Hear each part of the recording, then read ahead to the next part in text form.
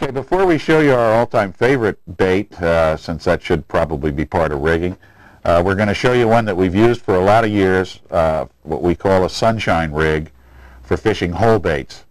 We used to fish a lot of whole baits. We don't fish them quite as much anymore as we used to, probably fishing them more on downriggers than we do any other place. The basis of the sunshine leader is, once again, one of our 800-pound stainless steel wire rigs that can't be made by hand, at least by any of us, and it has to be made by machine. This is unlike most of the things that you've seen here, reiterating that it's something that you probably can't do for yourself unless you want to use a lighter wire, and that may work for you. Rich, why don't you walk everybody through the steps of using the sunshine leader, and I'll try not to make any kind of jokes about why we named it the sunshine leader as you do this. Okay. First of all, I'm going to take a 9-inch open den needle. I've already inserted it through here. Didn't really need to take time on the video to do this. Inserted it up the anal of the bait and out the mouth section.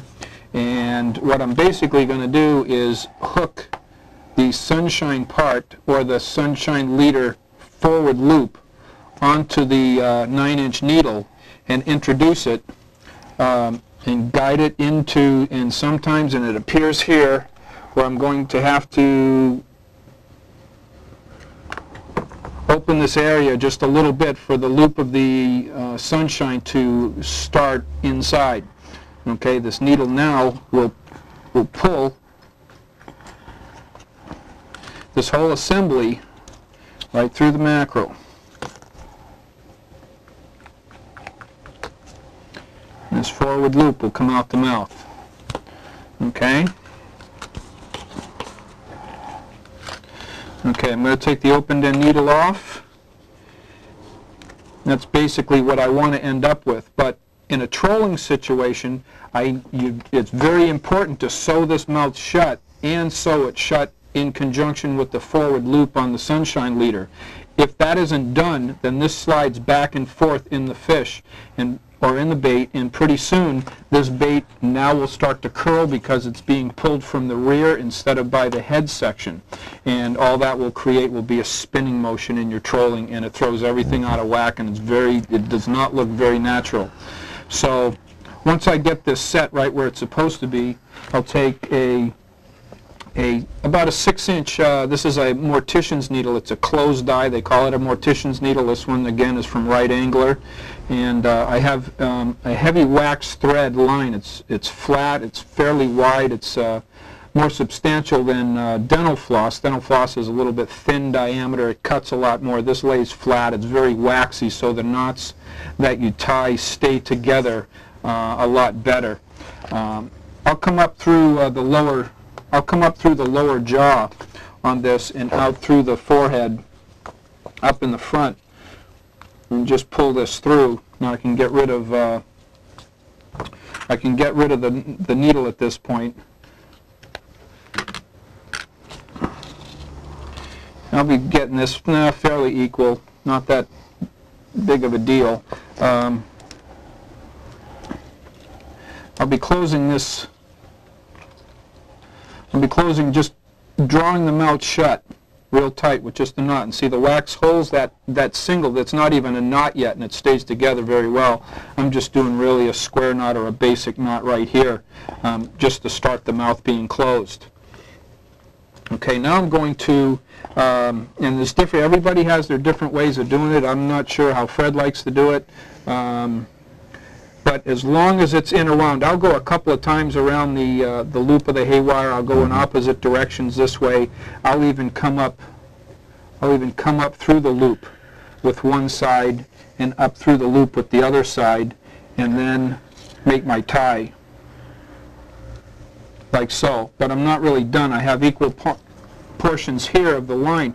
Another trick is to open up, leave enough of this wax line to open this up, and whether you come from above and down from below, the downward motion, but I like to get this in through the gill plate, back through around, the other side the same thing, open the gill,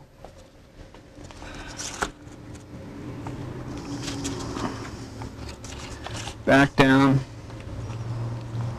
both coming forward and getting these up through the loop. Everybody will tie this a little bit differently. This might be 1 or 2 times around, this other one might be the opposite, and the final tie here is just a basic knot. It stays together very, very well because of the wax. And then it's a quick trim. Okay, and now the whole bait is pulled by the head section. There's no pressure back in this hook. So you can see how limber this whole thing, even in a swimming situation. There's another method described in the book where we split this and do like a split tail on the bait, but that's described in the book. And this is a perfect trolling situation. Some people even go a little advanced stuff. We'll add a chin weight here. We'll add like a egg sinker and add a chin weight to counterbalance this. But that's a very nice way to troll bait just because it's being pulled by the head and not by the back of the hook. Plus, it's a lot simpler than a lot of the ways that many of us learned to originally rig whole dead baits. That used to be a science in and of itself, and if you weren't doing it every day, it would take you 20 minutes to do each bait. This is really fast. So when we are using whole baits with the Sunshine rigs, we'll usually have 8 or 10 baits on ice, ready to go. And if we really get into a hot bite, which we sometimes do out here in California, we have a lot of mako sharks out here, a lot of smaller ones, but we have a lot of mako sharks, and we can get into some very, very active bites. And it's real easy for one person to sit and do this rig job. Rich was taking his time here to show you, but it's nowhere near as complicated as the old methods of slicing and dicing and removing spines and doing all that kind of stuff.